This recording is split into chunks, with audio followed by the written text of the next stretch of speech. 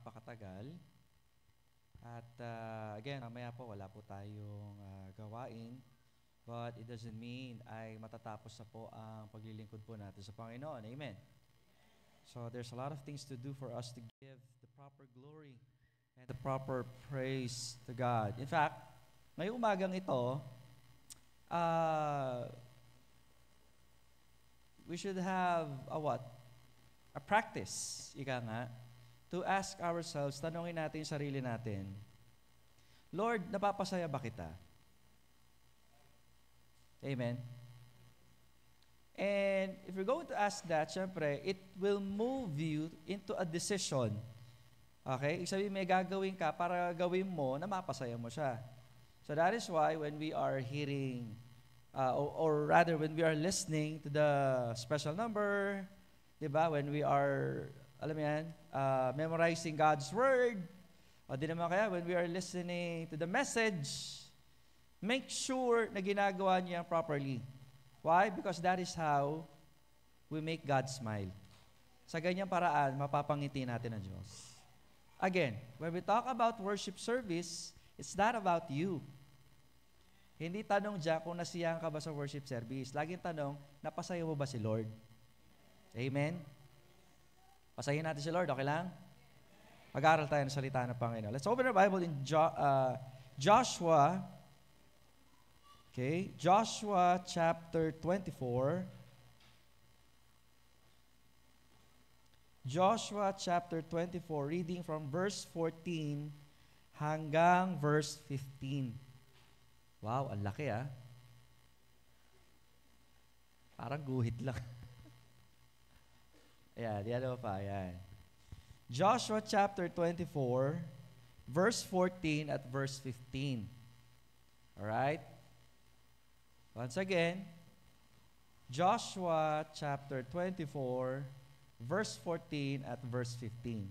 Kilalang kilala yung talata na yan at laging ginagamit yung talata na yan or gamit na gamit ang talata na yan every family month. Okay? Pero tingnan natin, ano nga ba ibig sabihin ng mga talata na yan? At bakit yan nasabi ni Joshua? What's in the verse?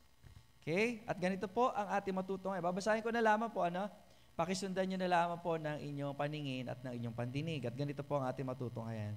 Now therefore, kaya yung sinabi, meron na unang sinabi, fear the Lord and serve Him in sincerity and in truth. Bakit kaya? Di ba pag naglilingkod ka, dapat in sincerity and in truth? Ba't kinakailangan pang state, sabihin yung mga bagay na ito?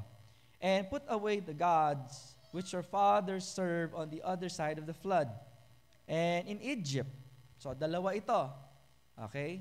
Before sila makapasok sa promised land, and at the same time, during no nasa Egypt sila. Okay? And serve ye the Lord. Actually, yun yung pinaka dito serve ye the Lord. And then verse 15, and if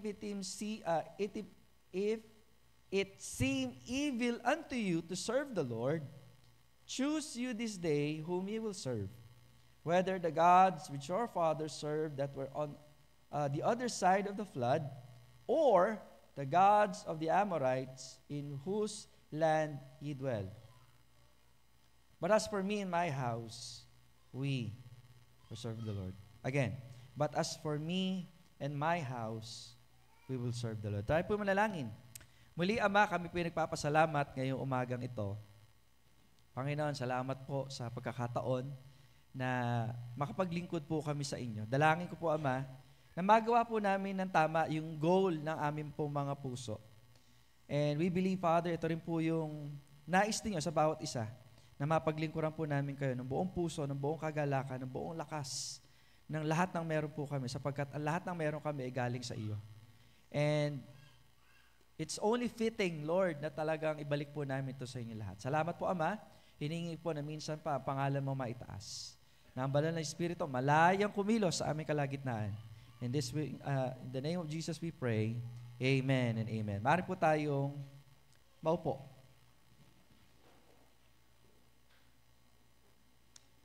Ang title po ng message natin this morning is Chosen Choice. Chosen choice.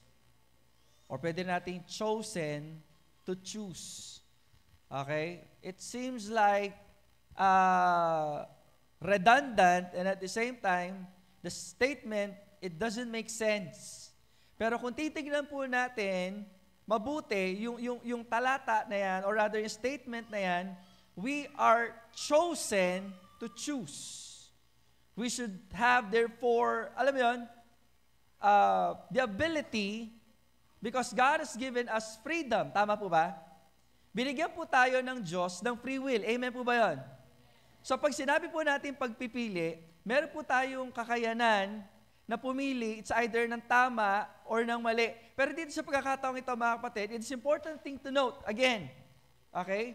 Chosen, choice. Hindi ho madaling pumili, mga kapatid, mga minamahal. Alright? Lalo na po in the age of option na tinatawag.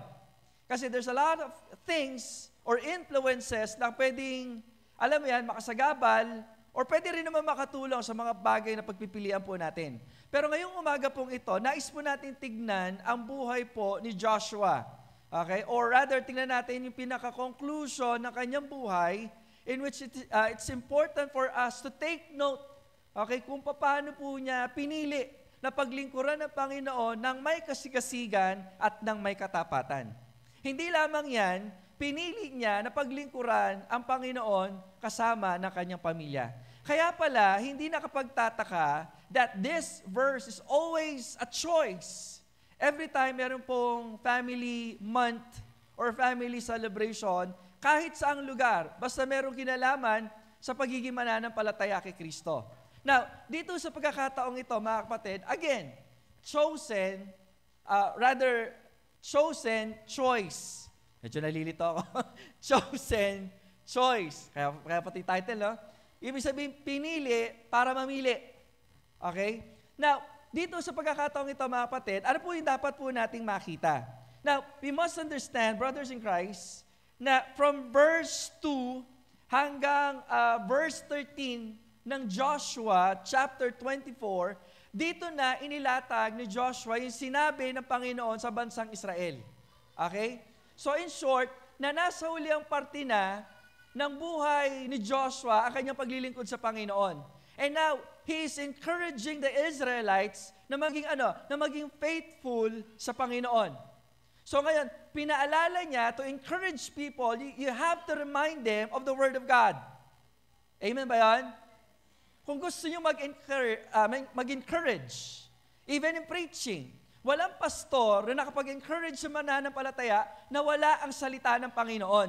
Because in the first place, gaano man katalino ang pastor, gaano man kagaling ang pastor, hindi niya kayang bigyan ng kalakasan, ng assurance, ng pag-asa, ng peace, ng joy ang mga tao maliban sa salita ng Diyos.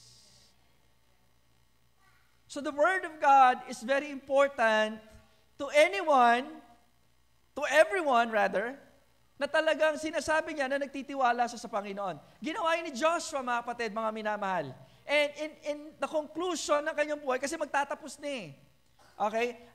Paborito ko din po ito si Joshua. You know why? Hindi man po siya sing extravagant, di ba, sing umaatikabong action na kagaya ng kay Moses. Pero isa lamang ginawa ni Joshua. Ano yung pastor? Minentain niya ang paglilingkod niya sa Panginoon. Hindi siya ganun kasikat, mga kapatid. Pero makikita mo that from the start, from the beginning, wala siyang ginawa kundi magtiwala sa Diyos. May mga pagkakataon siguro talagang hindi niya alam ang gagawin niya kasi buong buhay niya, alam niya lang makipaglaban. Okay? He is a warrior, di ba? A general in the army.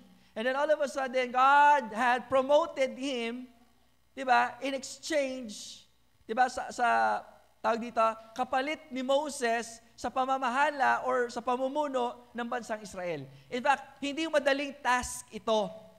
Amen? To handle people, it's very difficult. Buti pa nag-alaga ka na lang ng may soga na kang kambing. At least yun, ibuhos mo lang dyan, kumain ka, bahala. Pero tao, hindi mo madali ito. Kaya nga, noon pa man, tingnan po natin in-encourage yun ng Panginoon Si Joshua, balik tayo sa unang pagkatawag sa kanya. Okay? Joshua chapter 1. Okay? Joshua chapter 1 verse 6. Sabi diyan, be strong and of good courage. For unto this people that thou shalt divide for an inheritance the land which I swear unto their fathers to give them.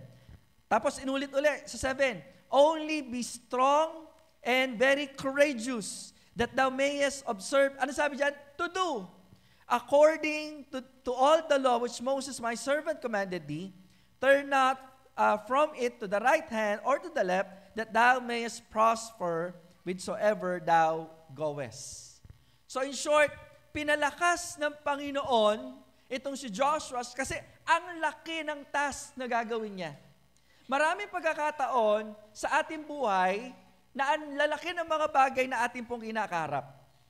And we must understand again and again, over and over, na wala pong kalakasan na malayo sa salita ng Panginoon. So, as a believer in Christ, bilang mananampalataya kay Kristo, kinakailangan nakapokus lamang tayo kanino? Sa salita ng Diyos. Hindi pa rin nakukuha? Ang Diyos ang may gawa ng lahat ng bagay. Ang Diyos ang makapangyarihan sa lahat. Ang Diyos ay nasa lahat ng dako. Ang Diyos, alam niya ang lahat ng bagay mula simula hanggang wakas. So kung ano man ang sasabihin ng Diyos, dapat doon tayo nakasentro, doon tayo nakatutok, sapagkat siya lang nakakaalam ng buhay, wala nang iba. So, it should be very understandable sa lahat ng creatures, sa lahat ng creation, that we need to trust the Creator, ano man ang sasabihin niya. Bakit? Siya nakakaalam eh. Naintindihan niyo? That does make it sense? Tama ba? It makes sense, right? So ngayon mga kapatid, ano po yung makikita po natin dito? Okay? So makikita po natin dyan that the words of God, again, from verse 2 hanggang verse 13, salita ng Panginoon. Now, ano yung makikita po natin dyan? So, kinwento dyan ni Lord na kung paanong nagsimula ang Israel, nandoon siya from the beginning. Kay Abraham, kay Isaac, kay Jacob, sabi ng verse 3. Kasi on the other side of what? The flood.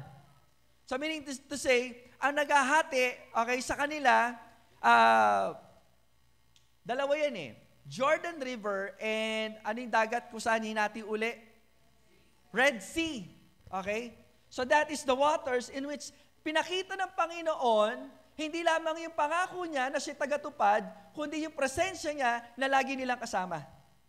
The presence of God that from the beginning, out of Egypt, ano yung presensya ng Panginoon? Sa gabi, the pillar of fire. Di ba? Sa umaga, the pillar of cloud. That is the presence of God. Saka makakita na ang Diyos, pinayungan niya ang Israel. Imagine mo yun. Na ang Diyos binigyan niya ng bonfire ang Israel. At hindi lang ba sa bonfire, naglalakad na bonfire. Kasi, alam mo yun, yung pillar of fire, maraming scholar, di lang kaya explain. May nagsasabi, ang picture nila ng pillar of fire, para siyang whirlwind na mayroong apoy. Eh, di nakakatakot yun. Saan makakita ng apoy na na ipo-ipo na apoy? Pero yun yung nagli-lead sa kanila. Dual purpose, para mainitan sila, and at the same time, mailid sila na kahit gabi, pwede sila maglakbay. Ganon kabuti ang Panginoon that His presence is also the guidance na ibinibigay sa mga taong ito, kahit di sila madalas na nagtatapat. And that is what you call grace of God. It means the Lord's favor ay nasa sa inyo kahit hindi ka deserving. Kaya hindi ka dapat magyabang. Kung ang pagpapala ng Diyos, pag-iingat ng Diyos, naaalala mo pangako ng Diyos, hindi dahil magaling ka. Bakit nangyayari ito? Mabuti ang Diyos. Most of the time, we are thinking that God is not fair. Tama po ba? Amen? Pero tatandaan niyo po mga kapatid, ito, totohanin ko na kayo, ang Diyos, hindi talaga siya fair. Bakit? Kasi kung patas ang Diyos, He will give you what you deserve. And a sinful person, wala siyang anumang deserve, kundi ang parusa ng Panginoon. Hindi ka pwede mag-demand. Bakit? Diyos yan eh. So if God is to be fair, patayin ka na lang. Lagay ka na lang sa impyerno. Pastor, di ba masyado brutal ang Diyos? Bakit siya magiging brutal? Siya yung may-ari ng lahat. Kaya niya gawin ng lahat. Wala kang karapatan. Hindi ka entitled dapat. So meaning to say, God is so good. Taga mo yan sa puso at isipan mo. Yes, maybe God is not fair, but remember, God is good. God is good. Bagaman nakakairitang pakinggan, God is good all the time. All the time, God is good. Bakit siya nakakairitang pakinggan? Hindi dahil paulit-ulit eh. Maraming tao nagsasabi ng God is good, but they don't understand the word. Kasi kung mabuti ang Diyos, magtapat ka. Kung mabuti ang Diyos, ibigay mo yung nararapat sa Diyos. Mga kapatid, every time we hear the word of God, it doesn't need your approval. It needs your obedience. Kasi kahit sino pwede mag-approve eh. Ay, ganda ng sinabi ng Lord. Amen, amen. Di ba? Pag nandito ka, parang kang angel. Pero paglabas, isa kang demon. Nagtatransform. Nagawa niyo po ba? Because the Word of God is important. Somehow, it should be an important, alam mo yan, part ng buhay ng isang mananampalataya. Last week lang ba natin pinag-aralan yung kahalagahan ng salita ng Panginoon? Then, alam mo yun, repeatedly, I ask, kamusta rin yung mga Bible ninyo? Diba? We're not just talking about the material na ginamit dito na puro papel, pero yung nilalaman nito that the actual Word of God is here and it's alive. Lalo-lalo na kung isasabuhay mo yung mga bagay na nabasa at napapakinggan mo. So dito mga kapatid, sinabi ito ni Joshua. Okay, pinaalalahanan niya yung sinabi ng Panginoon, yung pag-iingat niya, okay, ano pa, yung provision ng Diyos, okay, sa bansang Israel, paulit-ulit na makikita po dyan. Okay? Ano pa, hindi lamang yung provision, hindi lamang yung presence, hindi lamang yung promise, kasi makikita natin dyan eh, promise fulfilled, the presence of God that never changed, ano pa, the provision of God still continuously giving to them, paulit-ulit na nababanggit to. So in short, ang lahat ng ito, from verse 2 hanggang verse 13, ano ibig sabihin nito? It points to the evidence of the goodness, the presence, and the provision of God. Kulang na lang sabihin niya, tunay ang Diyos. Siguro magtatanong, Pastor, di ba nila naiintindihan na tunay ang Diyos? Ang dami namang evidence. It's an actual miracle that is happening right before their eyes. Nakikita actual. Ayun nga masaklap mga kapatid eh. Kitang-kita na nila, nakukuha pa nilang pagtaksilan at hindi paglingkuran ng Panginoon. So, if we are looking at this, and Joshua is pointing at this, kumbaga ginagawa ni Joshua is pointing to the evidence towards God. Ang lahat ng ito, totoo. Ang lahat ito nangyari. Ang lahat ng ito, from the start, from the beginning, that we exist as a nation, Israel, nandiyan dyan ang Diyos. Therefore, ano gagawin nila? Maglingkod dapat. Yan yung sinasabi dito ni Joshua, mga kapatid. Alright? Yan yung sinasabi niya po dyan in verse 15, yung pinakaulihan. Okay? We will serve the Lord. Ganun din sa 14. Ando doon din. Sabi yan, serve ye the Lord.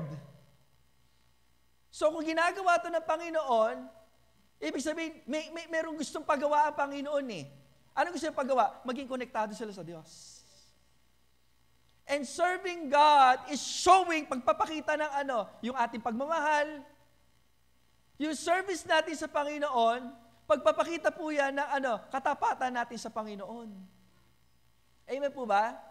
Pagpapakita po yan ng pag-ibig ng Diyos o pag-ibig natin sa Diyos. Kapatid, napakahalaga po nito. Okay?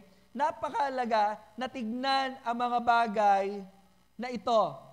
Kasi kung wala ang Diyos sa buhay ng Israel, hindi po sila mag-i-exist. Alright? Now, meron challenge dito sa Joshua. Kasi ano sabi niya? Ye must serve the Lord. Bakit? Kasi hindi nila ginagawa. In spite of all the things, lahat ng ginawa ng Diyos para sa Israel, isa lang gagawin ng Israel. Ano yun? Magtapat sa Diyos. O pagdugtungin natin, maglingkod ng may pagtatapat. Kasi ginagawa nila usually, magtatapat lang sila sa Lord pag pinagpapala. Ngayon, pag pinagpala na sila, makakalimutan ng Diyos. So, ano gagawin nila? E di, paglilingkuran nila ang Diyos. Ang lakas ng trip nila, no? Amen po ba? So ngayon, ang challenge ngayon ni Joshua, serve God faithfully. Doon nagkakatalo. Okay? Yung word na faithfully. Kaya nakokorrupt yung service nila because they're not faithful. Oo, naglilingkod sila, pero yung intention nila, hindi maganda. So kahit sabihin nila, naglilingkod sila sa Diyos, hindi katanggap-tanggap sa Diyos. Parang sa buhay natin bilang Kristiyano, hindi kailangan ng Diyos ng suhol. Huwag mo suhulan ng Diyos. Dahil hindi mo naman natin kailanman masusuhulan ng Diyos. Mga kapatid, mga minamahal. Joshua's life talagang dinescribe service talaga. Faithfully, with his family, and fearfully. Yan ang nakita ko dyan. May katapatan, kasama ng pamilya, at may pagkatakot sa Diyos. Okay? So ngayon, dahil ganyang klase ang pangyayari sa buhay ng mga taong ito, nakita niyo yung source of problem. Okay? Ano nakita nila? Itong lahing ito, itong pamilyang ito, kapag hindi sila nagkaroon ng tamang connection sa Panginoon, hindi nila ito matuturo sa kanilang mga anak. Kaya pala sinabing ni Joshua, but as for me and my house, ayaw niya makontaminate yung pamilya niya. Parang si Daniel. Okay? I will not defile myself. Ngayon ito si Joshua, I will not defile, including my family, di ba? To the practices, to the mindsetting ng Israel. Kundi ang gagawin namin, but as for me and my house, ang sabi doon, we will serve the Lord. So balik tayo, sabi sa 14, sa may bandang ulian, serve ye the Lord. Tat. O di ginagawa, o ano sabi niya ngayon sa verse 15? We will serve the Lord. Anong tawag dyan? That is called a decision. A decision that came from a choice. Amen? A decision, ibig sabihin, dalawa pinagpipilian mo. It's either maglilingkod ka or di ka maglilingkod. Kasi kung wala kang pagpipilian, it's not a choice. Tama ba? Yan ang mahirap minsan sa decision making. Ang hirap makapag-decide ng Israel kasi iniisip nila, there's no choice to make. Sa kanila, si Lord, option lang. Ang masaklap, ganito, option na nga lang si Lord, hindi pa nila pinipili. Kita yung kalokohan ng mga taong ito. Ano? Nakikinig po ba kayo? Ginawa ng option si Lord, hindi pa pinili. Ang tawag natin dyan, fearlessness. Fearlessness. Wala silang takot sa Diyos.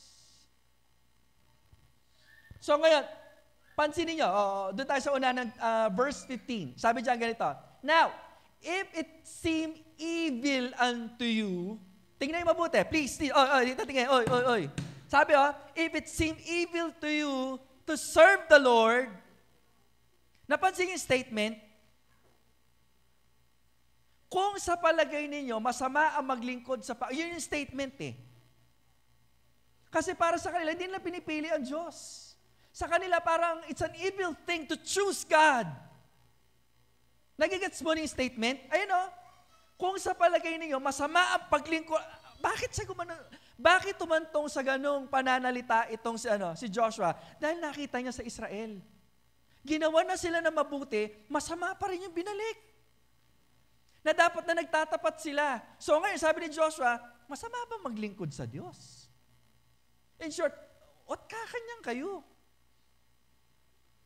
Kung ako lang yon, magdala kayo. Ha? Meron kayong maluwag na tornilyo? Bakit ganyan? Yan ang sabi dyan eh. If it seem evil unto you to serve the Lord, therefore, ito ngayon ang ginawa ulit Joshua. Sabi dyan, choose this day. Pumili kayo. Choose you this day whom you will serve. Ibig sabihin, kinakailangan nilang gumawa ng pagpipili, ng pagpapasya. Kasi ang pagpapasyang gagawin nila ang magdedetermine kung magtatagumpay ba sila o hindi. Hello? Ano sabi ko kanina? It's very difficult to choose, diba? When there is no option at all. And Israel, they live their lives as if there's no choice at all. Bakit? In-exclude nila si God. Dumating sa punto na naging option si Lord, hindi pinipili. At dumating din sa punto na hindi na siya naging option. Nagigets po ba ninyo? The Lord is not an option to them anymore. Okay? Hindi na siya choice. Mga kapatid, again, it's very important for us to note, tandaan po ninyo, again, na yung pagpipili po natin, gaano man yan, alam nyo kasi ang decision, gaano man yan kalaki o kaliit, may epekto yan sa kinabukasan. Tama? Tama ba? Uy, tama po ba?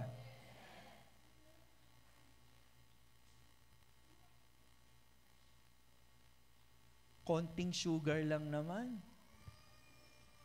Delikado ito yung mga sugar ngayon. Konti lang. Alala ko si Pastor Ben. Konti. Konti lang. Kakakonti mo na yan. Hala, kung hindi ka magkaroon ng samot-saring sakit.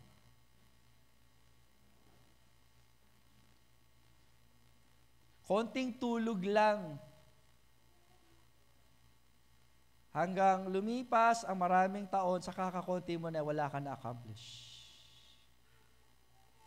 Lahat ng bagay na pagpipilian natin, kahit konti lang. By the way, ang paglago spiritual at ang pagtalikod sa Panginoon, nagsisimula yan sa maliit. Nagsisimula yan sa pagpipili. Kung bakit ka napalayo sa Panginoon, kung bakit ka nangina sa pananampalataya, it always begins with a choice. With a decision. No matter how great or small, may pinagsisimulan yan. At yung mga pinagsimulan na yan, magbubunga yan. Ayaw mo na pangit na bunga, i-consider mo kung paano ka nagsimula. Gusto mo na magandang bunga, dapat magtanim ka ng maganda. Para umani ka ng maganda. That's the principle of the Bible. You will reap what you sow. Amen? You will reap what you sow. So dito again, sabi nga natin, napakaganda na tignan po natin kung paano po sila namili. So ngayon, Joshua is telling to the people, for the last time, I am encouraging you, make a choice. And if you will make a choice, always include God. Kung saan sa kayo nagpupunta, anong pinagagagawa nyo, tinatanggal nyo lagi ang Diyos. Now this time, choose God. Serve God. Serve Him faithfully. Serve Him with your family. Serve Him fearfully. Yun yung sinasabi niya doon. Now, tatlong bagay. Hindi tayo nagtatagal. Okay? Tatlong bagay ang nais ko pong iwan sa inyo. How to serve God faithfully with your family and fearfully. Una, kinakailangan po natin na tandaan mga kapatid, mga minamahal. We need to serve God with a renewed mindset. We need to serve God with a renewed mindset. Kinakailangan mga kapatid, ang isip po natin ay laging nakasentro sa biyaya ng Panginoon. Amen? Ang biyaya ng Panginoon, they are new every morning, sabi ng Bible. Romans chapter 12, verse 2. Ano sabi po doon? Tingnan nga natin. Romans chapter 12, verse 2. And be not conformed to this world. Kung bakit hindi nababago ang ating kaisipan, kasi nga ang ating kaisipan ay babad sa kamunduhan. Na kung paano ang ating isipan ay, alam mo yun, gumagana, depende kung saan tayo nakatutok. If you want to please God, kinakailangan tama yung kaisipan po natin. Amen? Sinabi ba yun? Hebrews chapter 11, verse 6. For without faith, it is impossible to please Him. For he that cometh to God must what? Believe. Believe is a decision. It's a mind setting. To choose God no matter what. Nahihirapan ka sa buhay, you choose God. Nahihirapan ka sa trabaho, you choose God. Sa pag-aaral, you choose God. Kahit sa paglilingkod, you choose God. Hindi ka maglilingkod dahil sa tao. Hindi ka maglilingkod dahil kay pastor. Maglilingkod ka ng dahil sa Diyos. Dahil paulit-ulit yung makikita sa Bible, ang daming nasa temple pero malayo sa Diyos. Hindi ibig sabihin na nasa temple ka, you're good. Dumating pa nga sa punto, sinamba nila yung gawain. Maraming Kristiyano, ganyan ngayon. Ang sinasamba, yung gawain at hindi yung Diyos ng gawain. Basta alam nila, nag-attend, okay na. Hindi ganun ang paglilingkod eh. Balik tayo, Romans chapter 12, verse 2. Sabi dyan, by the renewing of your mind. So to renew our mind, everything na hindi sa Diyos, ang tawag natin dyan is carnality, laman. Okay? So ibig sabihin kasi, if we mold our lives according to the systems of the world, posible mong mapasaya ang Diyos. Tama? Halimbawa, you have a need. If you are in the world, ano yung sinasabi dapat ang need mo? Marami. Need mo magkapera, need mo magkabarkada, need mo ng connection, need mo ng power. That is the system of the world. Kapag nasa Panginoon ka, kapag nasa Diyos ka, ano dapat yung nasa isip mo? Wala nang iba kundi ang Diyos. Lahat ng yan, baliwala, sapagkat ang lahat ng yan ay nagsisimula at nagtatapos kanino? Sa Diyos lamang. Until you understand that, nabubuhay ka pa rin sa anxiety up to now. Pambayad sa bahay, pambayad sa kuryente, relationships, how to maintain, alam mo yan, proper relationship. Puro ganun eh. Alam nyo, hindi maaayos ang lahat ng ito kung wala tayong tamang connection sa Diyos. Matthew chapter 6, verse 33, paulit-ulit na sinabi yun. And these things, sabi doon, shall be what? Added unto you. And all these things shall be added unto you. Tapos sabi dyan, that ye may, ano sabi? Prove. Again, that is a type of decision na ginagawa ng ating mind, okay, to know something na mahalaga, to know something that is important to prove. What is that good and acceptable and, ang sabi dyan, perfect will of? Not your perfect will, not your will. Ayun yung sinabi dyan. Kung bakit natin kinakailangan kondisyon ng ating kaisipan para sa Diyos, hindi para sa atin. Kung nagsasawa na kayo mapakinggan, pampatungkol para sa Diyos, at gusto mo na mapakinggan ng sarili mo, then therefore, this church is not for you. Kasi ang iglesia na ito, walang gagawin, kundi ibalik lahat sa Panginoon na papuri. Kung kabaliwan man ang tawag doon, hayaan nyo maging baliw tayo sa Panginoon. Kasi yan ang sabi nila eh. Okay, sige, edi sakyan, baliw na tayo sa Panginoon. Kung ang kabaliwan na yan ang magdadala sa atin sa kapayapaan, papalayo sa mundo na magulo, papalayo sa mundo na wala kasiguruhan, then therefore, baliw na ako sa Panginoon. Amen po ba? Parang ang pangit pakinggan, pero yun ang realidad, mga kapatid. At yun in fact ang sinasabi ng Panginoon po sa atin, na dapat sa Kanya lamang po tayo nakatutok. Again, by the renewing of your mind that you may prove what is the good and acceptable and perfect will of God. Yung Israel, hindi ganun ang nangyari sa kanila. Lagi ang tanong nila, ay, gutom na kami, ano ba, ba't wala bang karne? Ganun sila. At nandito na tayo, nandito sa wilderness na ito, puro na lang mana.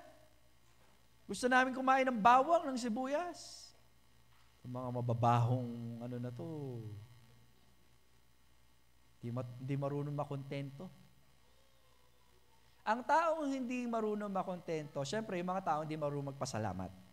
Mga taong hindi nila alam ang kahalagahan na meron sila na wala ang ibang tao. Can you imagine that the Israelites were eating manna? A kind of food na kahit sinong tao sa buong mundo, sa buong generation, wala nakakain kundi sila lang. Hindi ba nila naintindihan na sila lang yun?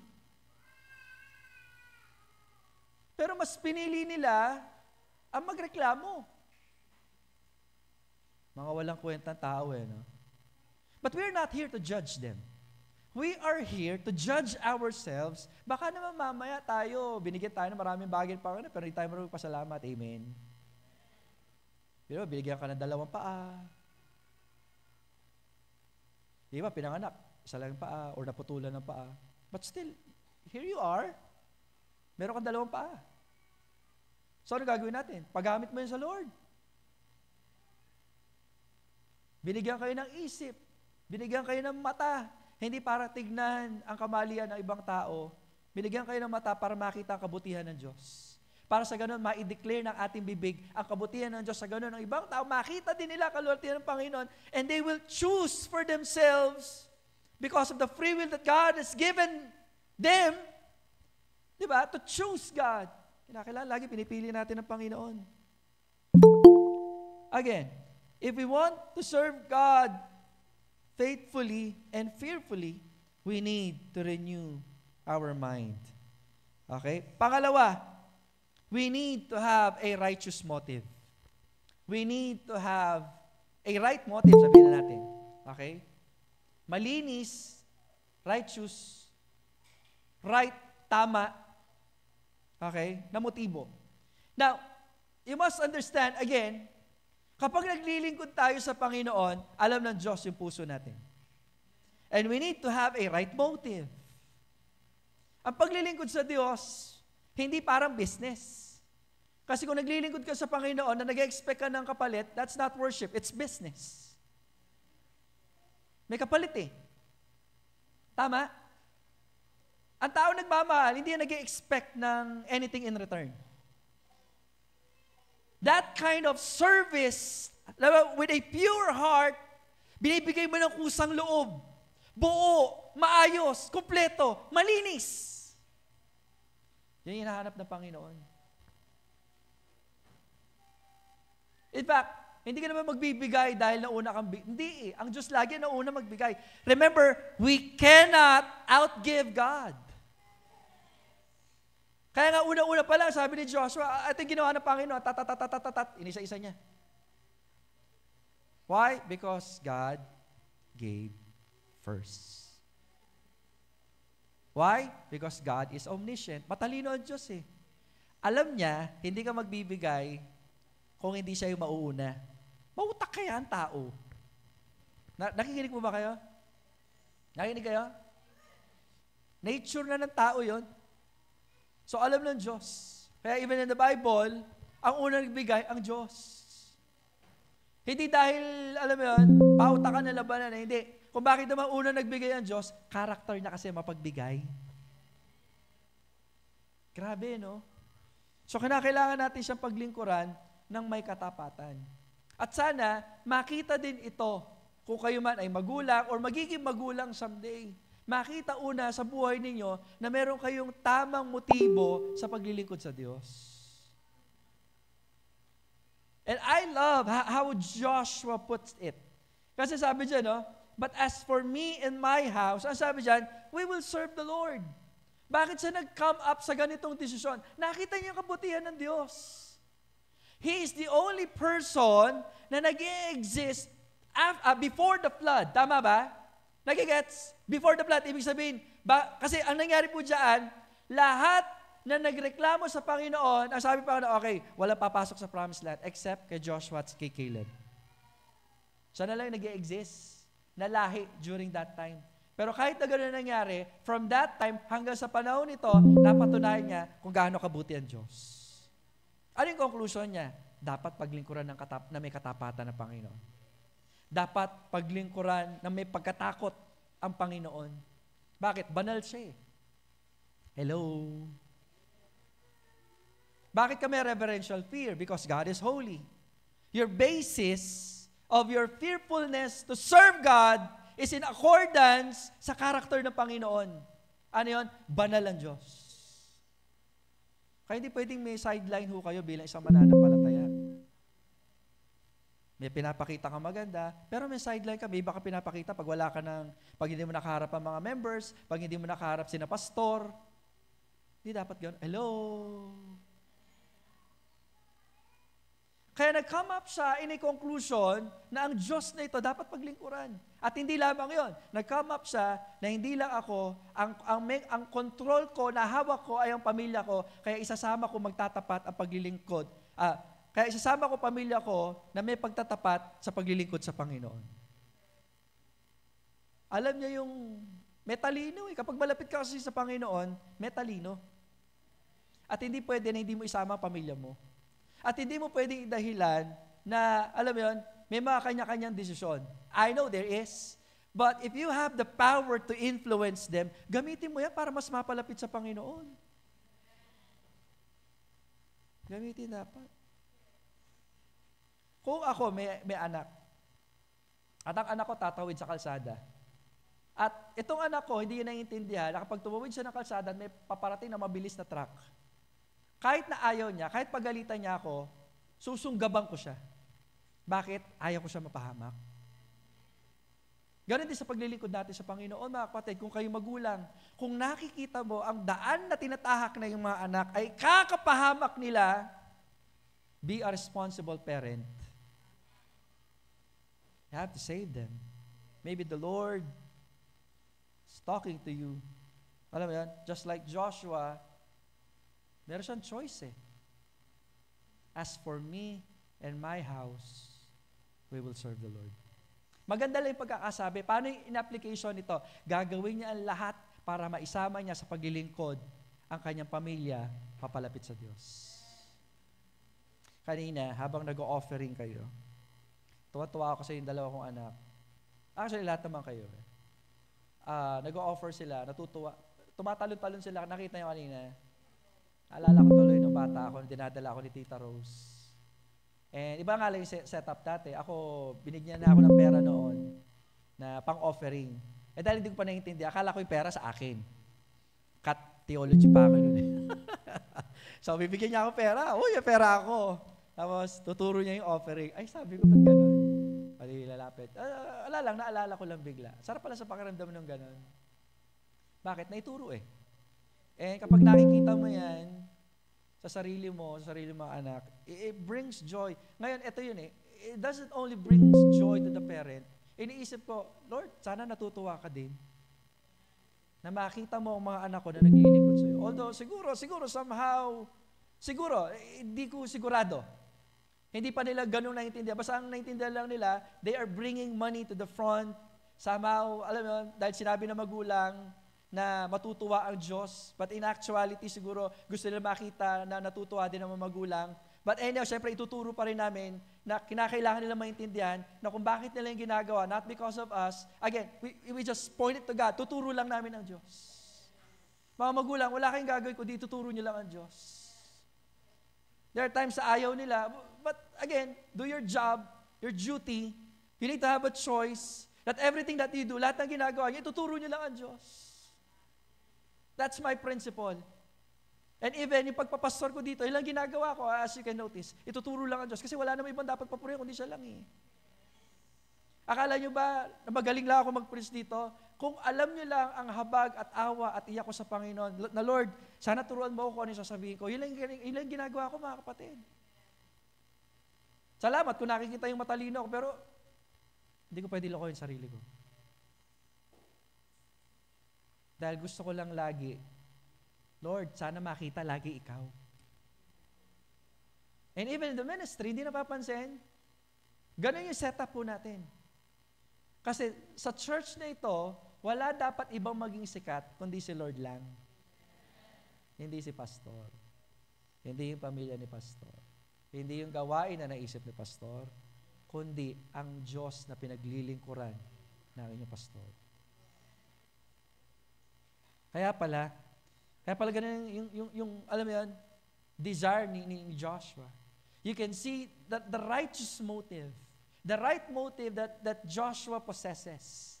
Ganun siya katindi. Kaya nga, again, if you want to serve God faithfully, kinakailangan meron tayong tamang motibo. Pangatlo, at dito tayo magwawakas. Okay? Dito tayo magwawakas. We need to have a reflective moment. Okay? So again, how to serve God faithfully in accordance to the words of Joshua in Joshua chapter 24. We need to have a right mindset, we need to have a righteous motive, and we need to have a reflective motion or movement. Okay? Or moment, sorry. Moment. Ano ibig sabihin ito, mga kapatid? Every time that Joshua speaks, he makes sure that moment, yung pagkakataon na yon, pinag-isipan niya. Ang ganda ng isip ng taong ito na alam ko, mga kapatid, na sa bawat, again, hindi po siya yung tipo ng leader na parang mga kagaya ng kay Moses. Si Moses yung kasi nag-aral yan eh. Pero itong taong ito, mga kapatid, ang tanging alam niya lang, just like King David, makipaglaban. So anong gagawin niya? He should always have a time to reflect about the goodness of God so that, when he talks to the people, pag ginausap yung mga tao, talagang, alam mo yun, nanawa, maintindihan ng mga taong ito, yung mga bagay patungkol sa Diyos. Kaya paano natin masasabi ngayon, mga kapatid, na ang taong ito ay naglingkod, nag-serve with faithfulness na may katapatan, lagi pinagbubulay-bulayan niya ang salita ng Diyos.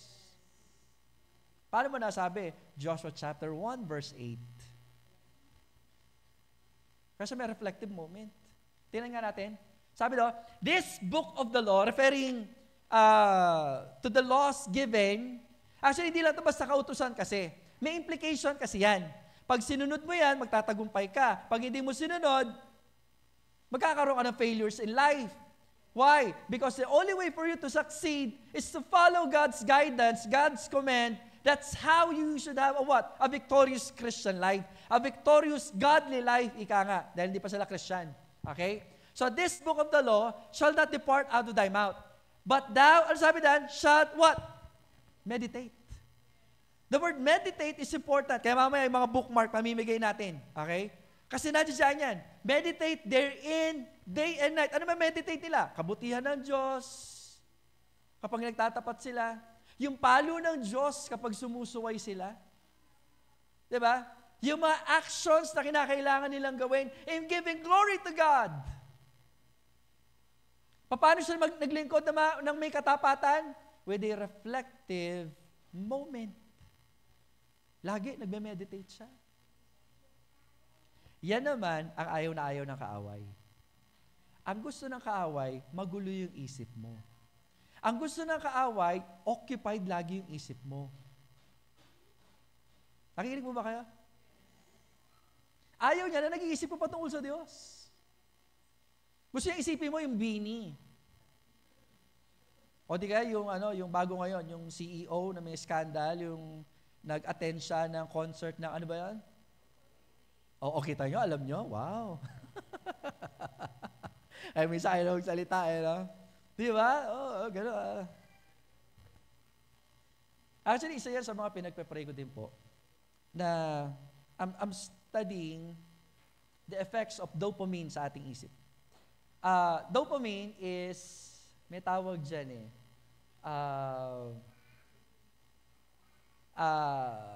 hormone siya, tawag dito, it's a kind of hormone na ibibigay sa ating utak kapag meron kang ginawa in exchange.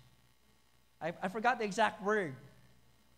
Pero madalas, maraming tao, and including Christians, addict tayo sa dopamine. Reward syndrome ba ang tawag doon? Ibig sabihin, natutuwa tayo kapag nag-post tayo, may nag-like. Addict tayo doon. Kaya nga, inaano ko mabuti yung sarili ko dyan Kinakailangan ikat. At ang nakakatuwa, so again, nag-focus ako ngayon sa mga bagay na ituturo sa inyo. Nakukuha ko na yung momentum. Ang ganda, ang galing, nakukuha ko na. Pero yung pagkakat ng screen time, which is doon natin nakukuha yung dopamine intake ng ating utak Hindi naman siya masama. Kaso nga lang, kapag nasobrahan, hindi ka na magiging reflective sa salita ng Diyos. Hindi ka na nagme-meditate. So ang ganda ng momentum, no? Ewan ko lang, pero siguro hindi rin nagkataon. Habang nag-aayos ako ng takip kasi umuulan, bigla ako nalaglag sa nauna yung likod ko. Kaya nga ngayon, medyo masama pakiramdam ko. But then anyhow, ayaw kasi ng kaaway na nagre-reflect ka patungkol sa Diyos or sa salita ng Diyos. Gagawin niya lahat para pigilan niya yan. Sa kamay na, dati-dati nagpo-focus ka, ano yung mga bagay na pwede makapag-distract sa'yo? Marami siyang gagawin. So, it's either i-reward ka niya, reward system. Diba? Mahilig ka sa, ano ba mga bagay ang kinahiligan mo ngayon para maalis ang atensyon mo sa Panginoon? May naglabas, bagong Korean novela. Dahil alam mo na, medyo, kaaway, alam ko yan. Iibay ng kaaway, yung technique ngayon para at least, gagawin niya lahat para mabaling ang atensyon mo sa Lord. So, gagawin niya, maybe habang may inaayos kang tarpaulin, bigla ka nalaglag sa upuan. Nagigets yung ibig ko sabihin? We are in a battle. Kaya mahirap maging Kristiyano Nagiging masarap lang kasi ang Kristiyano kapag totally you're trusting God with all that you have. It takes process. Hindi lagi, pero dahan-dahan lang. Yung iba nga sa inyo ngayong umaga, naisipan nyo, kung kailan nag-decide ka na, kung kailan tuloy-tuloy ka na nagtatapat sa Panginoon, dun sunod-sunod yung problema. Pero steady ka lang. Hindi pa tapos ang Diyos. Hindi pa tapos ang Diyos. Ano man yan, gawin natin ang sinabi ni Joshua. But as for me and my house, no matter what situation I'm facing right now, we will serve the Lord. Sana dumating sa punto ng buhay ninyo, kung sakaling pabanjing-banjing kayo sa paglilingkod, sabi mo, it will stop right here. And this day forward, I will choose to serve the Lord my God. Sabi mo na, the Lord my God. That's a choice. That's a choice you have to make. Tayo po lahat tumayo, tayo po yung manalangin.